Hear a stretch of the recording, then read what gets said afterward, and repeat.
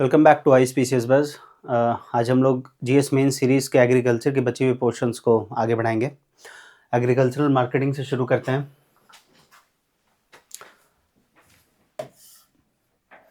Basically will look at agricultural marketing, supply chain और food processing और agricultural exports. सबसे पहले will look at the marketing ecosystem. यहाँ पे क्या क्या है, इसका गोल क्या है? One nation one market. Current mechanisms एक इनाम है, ग्राम्स है, मॉडल एपीएलएम एक्ट है। इनाम क्या है? This is a electronic national agricultural market. Basically इसमें क्या होता है, पहले क्या था, नेशनल एग्रीकल्चरल मार्केट के बारे में हम लोग सब जानते हैं कि एक मंडी होती है, एपीएमसी मंडी कह लीजिए उसको। अब हमारे यहाँ जो भी पटना के आसपास के किसान हैं या फॉर दैट मैटर बिहार के किसान, ठीक है, मान लिया किसान अपना खेती करेगा, उगाएगा, फसल उगाएगा, उसकी कटनी होगी, जो हमारा एंड प्रोडक्ट होगा उसको लाके यहाँ पे डायरेक्टली बेचेगा या फिर किसी मिडिलमैन के थ्रू बिकवाएगा। तो अब एक मार्केट है, इतने सारे किसान हैं, तो हर किसान को यहाँ पे इस एक तरीके से कहिए इसको बायर्स मार्केट हो गया कि खरीदार कम है, बेचने वाला ज़्यादा है। तो जो बेचने वाला है उनकी जो वैल्यू है वो कम जाएगी, खरीदार की वैल्यू ज़्यादा हो जाएगी। वो अपने हिसाब से टर्म्स को डिक्टेट करेगा, जिसके कारण किसानों का बहुत नुकसान होता था और इसके कारण मिडिलमैन कल्चर हमारे एग्रीकल्चरल इंडस्ट्री में बहुत बढ़ गया। इसी का समाधान करने के लिए सरकार ई नाम लेके आई।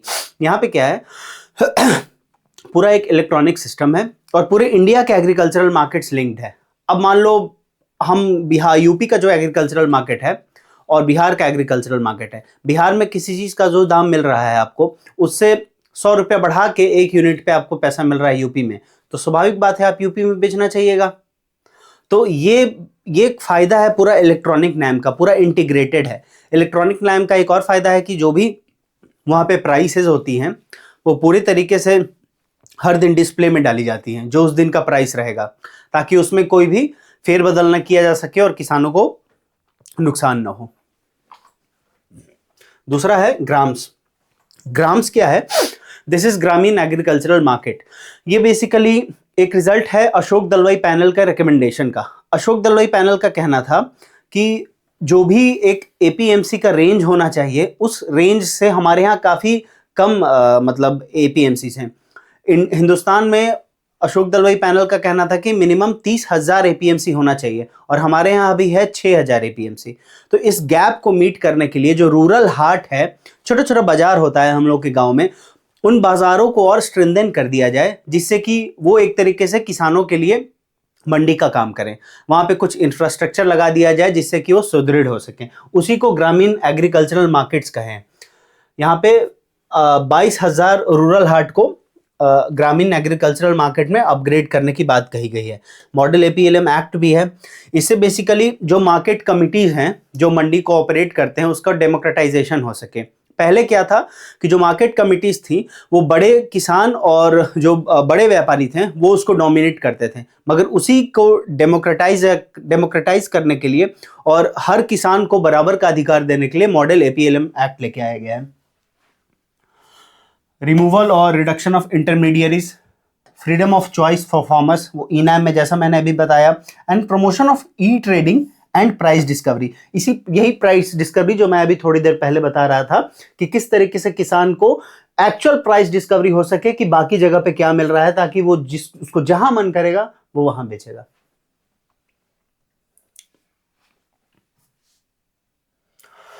नेक्स्ट, गवर्नमेंट इनिशिएटिव्स मार्केटिंग के लिए। पहला है एग्री इंफ्रास्ट्रक्चर फंड। ये बेसिकली फाइनेंसिंग करेगा ताकि पोस्ट हार्वेस्ट मैनेजमेंट बेहतर हो सके। हमारे यहाँ पोस्ट मैनेजमेंट इंफ्रास्ट्रक्चर जो है वो काफ़ी कमज़ोर है। दूसरा, कृषि रेल और कृषि उड़ान, सीमलेस ट्रांसपोर्टेशन के लिए, जब एग्रीकल्चरल प्रोड्यूस हो एक जगह से दूसरे स्थान तक सही दाम में और कम समय में पहुँच सके। प्राइस और मार्केट स्टेबिलिटी के लिए ऑपरेशन ग्रीन्स, ये टॉप टू टोटल। बेसिकली पहले क्या था कि टमेटो, अनियन और पोटैटो इसमें आते थे, मगर बाद में इसको टोटल किया गया, इसमें बहुत सारे और क्रॉप्स को इसमें ऐड किया गया। पीएम आशा, ये इंश्योर करता है, बेसिकली इसका फुल फॉर्म है प्रधानमंत्री अन्नदाता आय संरक्षण अभियान। इसमें इंश्योर करता है कि एमएसपी और रेम्यूनरेटरी प्राइसेस किसान को मिल सकें। इंफॉर्मेशन और इंटीग्रेशन के लिए egg market portal, market intelligence और रियल टाइम प्राइस डिस्कवरी होता है। यही वो पोर्टल है जो मैं अभी बता रहा था, इनएम का ये पार्ट है, ताकि रियल टाइम प्राइस जो है, जिस तरीके से शेयर मार्केट का सब कुछ ऊपर नीचे पता चलता रहता है, उसी हिसाब से किसान को इसका जो भी उसके फसल है उसका दाम का उचित मूल्य और सही मूल्य उसको पता रहे। Sampada scheme, integrated cold chain और प्रोसेसिंग इंफ्रास्ट्रक्चर इसका पार्ट होता है। The structural reforms, Ashok Dalwai panel का क्या क्या रिकमेंडेशन है? Create mini markets to improve physical access small farmers के लिए, जो हमने अभी बताया आपको, ग्रामीण agricultural markets. Then leverage agri startups to break information asymmetry. Information asymmetry का मतलब क्या होता है कि हर किसान को जो भी मार्केट से संबंधित जानकारी है सबके पास बराबर रहे, सबके पास उसमें जानकारी में सिमेट्री रहे। वही इंफॉर्मेशन एसिमेट्री को कम करने की बात कही जा रही है यहाँ पे। Producer consolidation, promote FPOs, farmer producer organisations, और साथ में contract farming.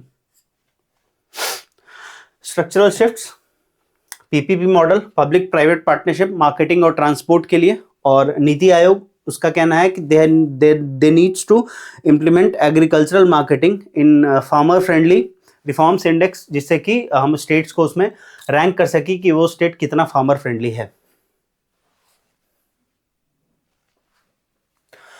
Now supply chain management, इसका मेन प्रॉब्लम क्या है कि जो भी हमारे सप्लाई चेन मैनेजमेंट के कंपोनेंट्स हैं वो अलग अलग साइलोज में काम करते हैं, इंटीग्रेटेड काम नहीं करते हैं। सप्लाई में जहां प्रोडक्शन हो रहा है वो एक अलग साइलो में काम कर रहा है, स्टोरेज अलग साइलो में काम कर रहा है, प्रोसेसिंग जो है वो अलग साइलोज में काम कर रहा है, मार्केटिंग अलग में काम कर रहा है, और कंज्यूमर्स को बेसिकली जो पूरा ये सप्लाई चेन है उससे उसका जो ऑप्टिमम वैल्यू है वो नहीं मिल पा रहा है। कई बार उसको दाम ज़्यादा मिलता है, कई बार optimum quantity of produce market में अवेलेबल नहीं होता है। तो ये प्रॉब्लम है सप्लाई चेन के डिस्टॉर्शन का।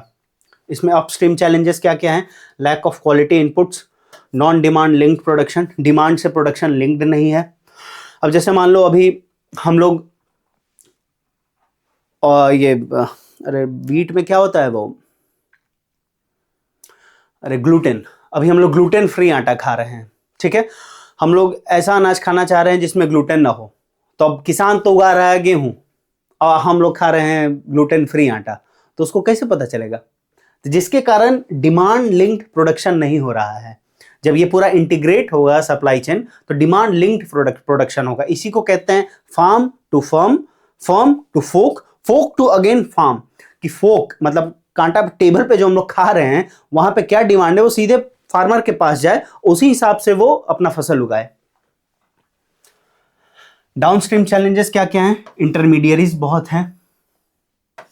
Then there is lack of transparency, lack of transparency के लिए ही मॉडल एपीएलएम एक्ट लाया गया था। लॉजिस्टिक्स में high cost, high volume and low value handling. Now supply chain management में क्रिटिकल चैलेंजेस क्या क्या हैं? There is production issues, farm level पे क्या क्या दिक्कत है, poor extension services, lack of quality inputs, then we have low productivity और इनएफिशिएंट मैनेजमेंट। यहाँ पे मैं एक बात आपको बताता हूँ, जो जहाँ पे इरिगेशन बढ़िया है हमारे हिंदुस्तान में, जैसे पंजाब और हरियाणा वाले इलाके हैं, वहाँ पे जो प्रोडक्टिविटी है वो 3800 से 4500 तक रेंज करती है, और जहाँ पे हमारे यहाँ इरिगेशन खराब है वहाँ का जो प्रोडक्टिविटी है वो 1800 से 2500 तक रेंज करता है। दोगुना का फर्क है ओवरऑल प्रोडक्टिविटी में। तो this is low productivity, inefficient management, post harvest infrastructure ही नहीं है, जिसके कारण जो प्रोड्यूस है उसका क्वालिटी बहुत जल्दी खराब होने लगता है। Then there is non demand link production, अभी बताया। लॉजिस्टिक्स और चेन इश्यूज में क्या क्या है? Infrastructure, lack of storage, then we have transport method में फ्रेश प्रोड्यूस जो है ओपन बास्केट्स या गनी बैग्स में जाता है, जिसके कारण वो जल्दी खराब हो जाता है। गनी बैग्स में रहने के कारण कई बार फट भी जाता है, तो वहाँ पे भी अनाज सड़ जाता है, कई बार चूहे लग जाते हैं, हम हमेशा सुनते हैं न्यूज़ में।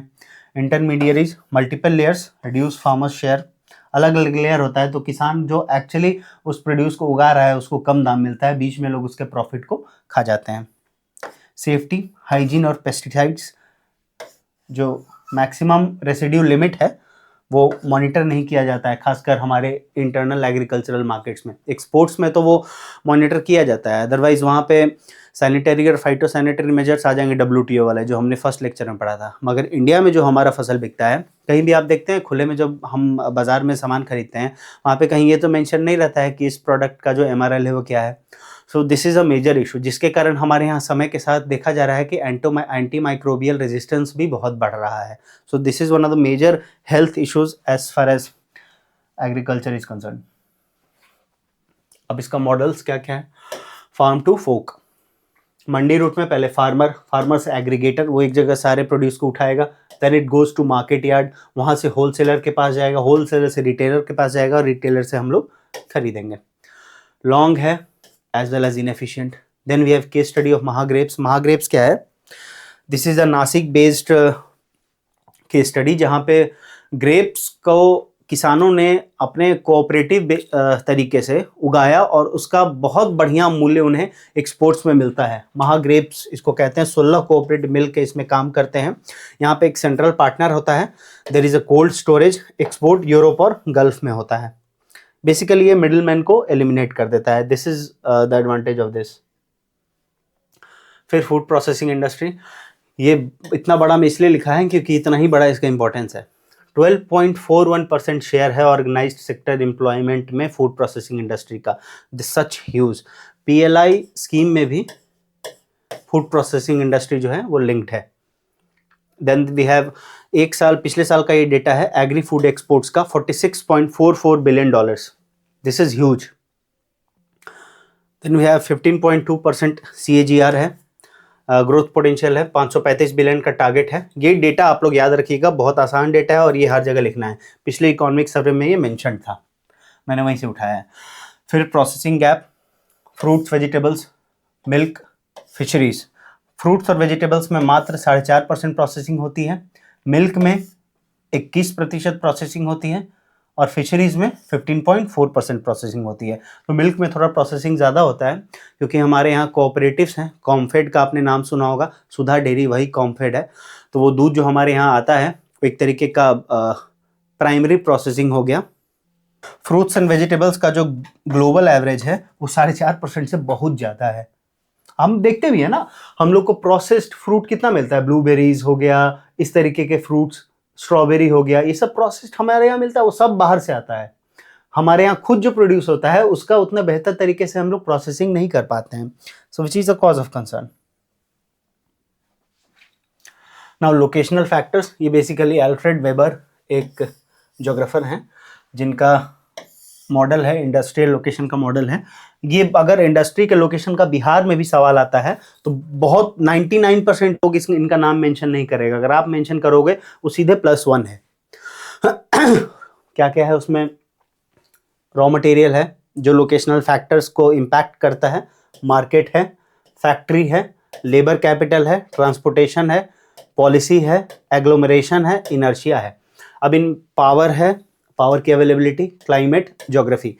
रॉ मटेरियल आप समझ रहे हैं, कच्चा सामान, मार्केट आप समझ रहे हैं, लेबर कैपिटल आप समझ रहे हैं, ट्रांसपोर्ट आप समझ रहे हैं, पावर, बिजली, क्लाइमेट, वहाँ का जो जलवायु है वो उस हिसाब से इन सिंक होना चाहिए जो हमारे यहाँ फैक्ट्री को चाहिए। देन ज्योग्राफी, अब पहाड़ पे बहुत सारी फैक्ट्रीज नहीं लग सकती हैं, उसके लिए समतल जमीन चाहिए। पॉलिसी, सरकार की जो पॉलिसी है वो इंडस्ट्री को फेवर करनी चाहिए। देन एग्लोमरेशन और इनर्शिया। एग्लोमरेशन और इनर्शिया मैं समझा देता हूँ।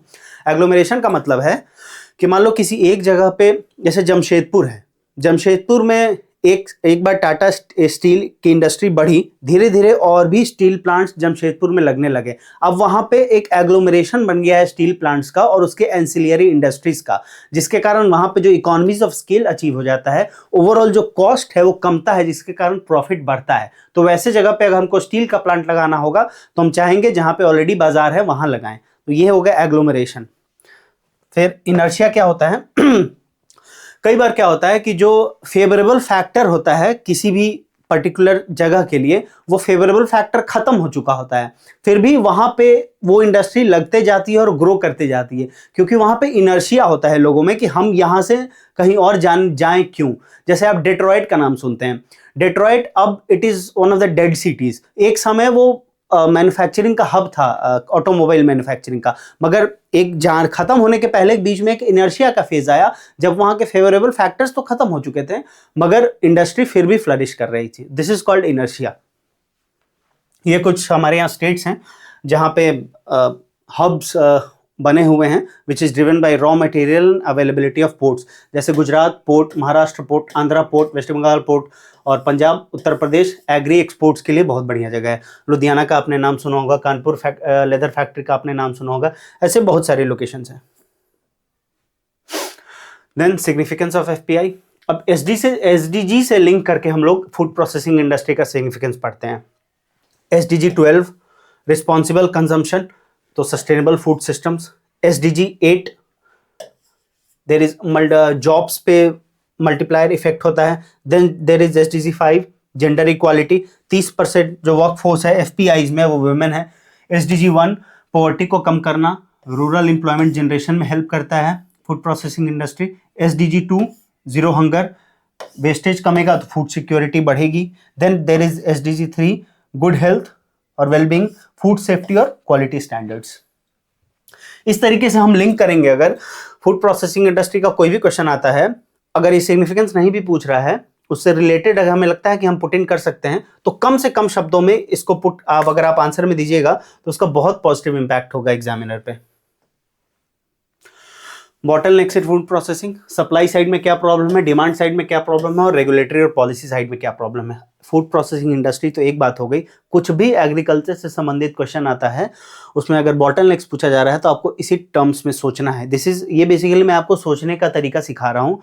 कंटेंट तो आपको और जगह भी मिलेगा, मगर ये थॉट प्रोसेस अगर डेवलप नहीं होगा तो आप एग्जामिनेशन को हैंडल नहीं कर पाओगे अच्छे तरीके से। अगर कुछ भी बाउंसर क्वेश्चन आ गया जो आपने नहीं पढ़ा है, अगर ये थॉट प्रोसेस आपका काम कर जाएगा तो आप अबव एवरेज लिख के आ जाओगे और वहीं पे सिलेक्शन डिसाइड होता है। जो सब पढ़ के आ रहा हो तो आएगा ही, मोरे यार तो सब पढ़ के आएगा।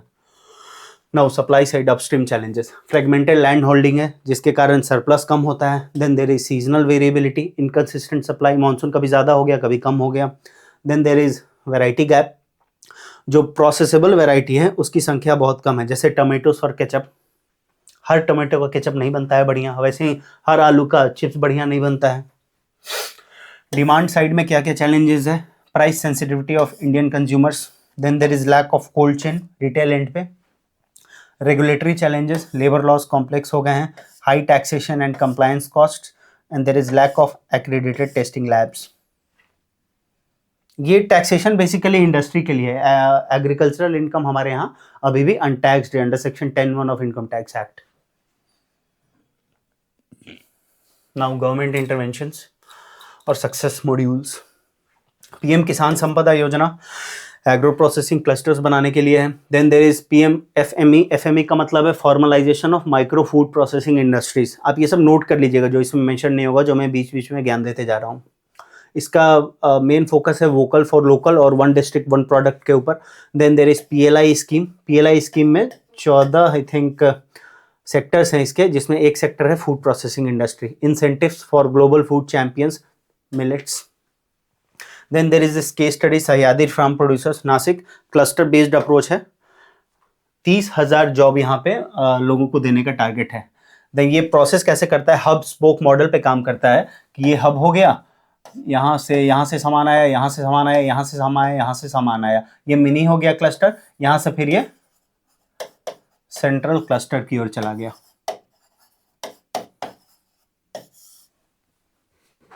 This is the central processing cluster. यहाँ तक कुछ टेक्निकल तो नहीं है, वैसा तो समझ में आ रहा होगा। अगर कुछ भी टेक्निकल पॉइंट आपको लगता है जो आपको नहीं समझ में आ रहा है, आप प्लीज़ कमेंट सेक्शन में मेंशन कर दीजिएगा, मैं उसे अगले वीडियो में प्रयास करूँगा पहले वीडियो के शुरुआत में आपके कमेंट्स को ही एड्रेस कर दूँ। Now integrated farming system. आज के समय में जैसे जैसे क्लाइमेट चेंज हो रहा है और एग्रीकल्चरल फ्रेगमेंटेशन हो रहा है, integrated farming system is the answer to all those problems. Circular economy, crops का जो रेसिड्यू होगा वो लाइव स्टॉक के लिए फॉडर का काम करेगा, जो वहाँ से बायोगैस और मैन्योर बनेगा, और इसका जो बचा हुआ सामान होगा उसके कारण सॉइल फर्टिलिटी सुधरेगा। तो ये बेसिकली, और सॉइल फर्टिलिटी सुधरेगा तो फिर से क्रॉप प्रोडक्शन इम्प्रूव होगा। तो ये एक सर्कुलर इकोनॉमी बन जाता है। और सेल्फ सस्टेनेबिलिटी, आत्मनिर्भरता, जो हमारे यहाँ विकसित भारत 2047 का लक्ष्य है, उसका the most important component is आत्मनिर्भरता। और आत्मनिर्भरता सिर्फ इंडस्ट्रियल सेक्टर में नहीं लाना है, हमारे यहाँ एग्रीकल्चरल सेक्टर में भी आत्मनिर्भरता बहुत ज़रूरी है। देन देयर आर बेनिफिट्स, क्या क्या है इसके। रिस्क रिड्यूस हो जाएगा, क्यों? क्योंकि सिर्फ क्रॉप से इनकम नहीं आ रहा है, लाइफ स्टॉक से भी इनकम आएगा, बायोगैस मैन्योर से भी इनकम आएगा किसान को। तो ओवरऑल जो इसका इनकम का सोर्स है वो डाइवर्सिफाई हो जाएगा। Then productivity, nutrient cycling optimisation हो जाएगा। देन देयर इज मिशन, कौन कौन सा मिशन है? National mission on sustainable agriculture, then there is Rashtriya Krishi Vikas Yojana RKVY। This is the line which can be used अगर कुछ भी इंटीग्रेटेड फार्मिंग सिस्टम से क्वेश्चन आता है कि waste is only a misplaced resource. कुछ भी वेस्ट नहीं होता है भाई खेती में, सब वो एक ऐसा रिसोर्स है जो आपको यूज करने नहीं आ रहा है, तभी आप उसको वेस्ट समझ रहे हैं, नहीं तो waste is misnomer in agricultural terms. Next, agricultural exports. यहाँ पे पहले भी मैंने ये वैल्यू आपको बताया था कि $46.44 बिलियन का हमने एग्रीकल्चरल एक्सपोर्ट किया है। टॉप आइटम्स उसने क्या क्या है? Marine export, rice, sugar, spices. Challenges क्या क्या हैं इसमें? वैल्यू एडिशन हम लोग बहुत कम करते हैं। जैसे मैंने आपको बताया था 3 लेवल का फूड प्रोसेसिंग होता है, प्राइमरी, सेकेंडरी, टर्शियरी। तो हमारे यहाँ मैक्सिमम फूड प्रोसेसिंग सेकेंडरी तक ही हो जाता है कि मान लो मछली है तो उसको सुखा के बेच दिया, आलू है तो उसको काट के रॉ बेच दिया, चिप्स बना के नहीं बेचा। दूध है, जो गाय दूध दे रही है उसको पैकेट में बंद किया, बेच दिया, उसका फर्दर प्रोसेसिंग नहीं होता है। दूध है तो मिल्क शेक बना के बेचो, आलू है तो चिप्स बना के बेचो। इस तरीके से टर्शरी प्रोसेसिंग नहीं होने के कारण जो वैल्यू एडिशन है वो कम हो पाता है, जिसके कारण जो जीवीए है एग्रीकल्चर का वो कम रह जाता है। Then there is sanitary and phytosanitary measures. ये बेसिकली मीन रेजिड्यू लेवल जो होता है पेस्टिसाइड्स का, उससे डिटरमाइन किए जाते हैं। Cost, high logistics cost reduces competitiveness. समाधान क्या है इसका? ट्रेसेबिलिटी पोर्टल्स बनाओ। There is 1 lab 1 assessment. Traceability portal का मतलब होता है कि आप जो एग्रीकल्चरल प्रोड्यूस मार्केट में एंड कंज्यूमर के पास जा रहा है उसको ये ट्रेस कर सके कि ये प्रोडक्ट कहाँ से आया है, और गवर्नमेंट भी उसको ट्रेस कर सके कि प्रोडक्ट किस किस सप्लाई चेन के थ्रू मूव हुआ है, ताकि उसमें हम ये देख सके कि कोई ऐसा एलर्जिक एलिमेंट तो कहीं पे ऐड नहीं हुआ है, कहीं पे वो ज़्यादा वेस्टेज तो उसमें नहीं है। तो इस तरीके से ट्रेसेबिलिटी रहेगी तो उस पर कंज्यूमर्स का ट्रस्ट ज़्यादा रहेगा। Now the road ahead, pack houses और वेपर हीट ट्रीटमेंट पे फोकस करना है हम लोगों को।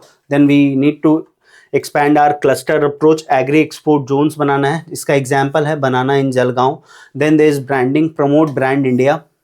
मखाना, मिलेट्स, आपने सुना होगा Mithila makhana, that is one of the ways of branding. Now ये हाई लेवल एक्सपर्ट ग्रुप था एग्री एक्सपोर्ट्स को बढ़ाने के लिए, उसके रिकमेंडेशन है कि स्टेट लेड एक्सपोर्ट प्लान्स बनने चाहिए, replace subsidies with infrastructure investment and light house cluster models. ये सब्सिडीज को क्यों रिप्लेस करने के लिए कहता है? मैंने आपको पिछले क्लास में भी बताया है कि 1 रुपया हम सब्सिडी पे खर्च करते हैं तो अल्टीमेटली वो 0.88 रुपया का फ़ायदा मिलता है, और 1 रुपया हम इंफ्रास्ट्रक्चर पे खर्चा करते हैं तो 11 रुपया का फ़ायदा मिलता है। तो इस तरीके का डिफरेंस है, the magnitude of difference in terms of expenditure on subsidies and investment in infrastructure. So इस क्लास के लिए इतना ही. Thank you. We'll meet again.